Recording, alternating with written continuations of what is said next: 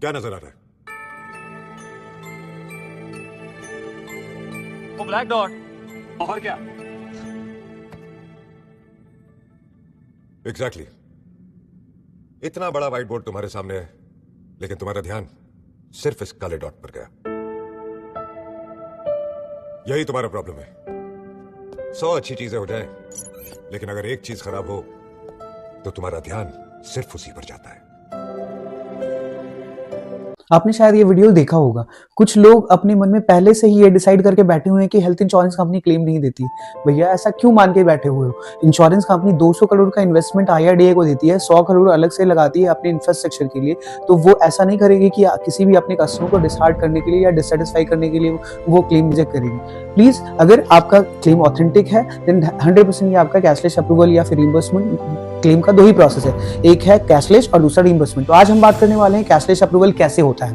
तो जब मेरा क्लेम आता है तो वहां पे 2 सिचुएशन आते हैं। पहला होता है इमरजेंसी। तो इमरजेंसी में अगर मुझे जाना है, अगर सबसे पहले मैं ढूंढूंगा मेरे नियर बाई कौन सा हॉस्पिटल है जो नेटवर्क पैनल में। I will visit to that particular hospital with my all documents including my policy copy along with that one of my any identity proof. आपका कुछ भी हो सकता है, Aadhaar card, voter ID card, licence, ठीक है, pan card लेके मत जाना। और वहां पे TPA डेस्क होते हैं। TPA डेस्क आपके डॉक्यूमेंट्स कलेक्ट करेंगे और वो इंश्योरेंस कंपनी को सेंड करते हैं। एंड इंश्योरेंस कंपनी फिर आपसे कुछ क्वेश्चन पूछती है कि प्री एग्जिस्टिंग डिजीज है, मैंने पिछली वीडियो में भी आपको बताया हुआ है कि मेंशन करने के लिए। So they will clarify all the details. If everything is okay then definitely they will send a approval. So that is initial approval. अब कुछ लोगों का ये मानना होता है कि अगर 10 लाख की पॉलिसी है तो जितना मर्जी हो, मेरा 10 लाख का क्लेम, मेरा ट्रीटमेंट लूंगा। नहीं, एक्चुअली ये वर्क कैसे करता है, अगर आपकी 10 लाख की पॉलिसी है और एस्टिमेट कॉस्ट आ रहा है हॉस्पिटल में सिर्फ 70,000 या लाख रुपए का, तो हॉस्पिटल वाले एस्टिमेटेड कॉस्ट TPA को सेंड करते हैं, TPA अगेन इंश्योरेंस को सेंड करती है। इन बिटवीन वो फिर वेरीफाई सारी चीजें हो जाती हैं। So they will be sending you approval for a certain amount. It could be 50,000 और 70,000। आपका अप्रूवल आ गया, ट्रीटमेंट कंटिन्यू ऑलरेडी आपका चल रहा, आपको उसमें कुछ भी पैसे नहीं देने हैं, राइट।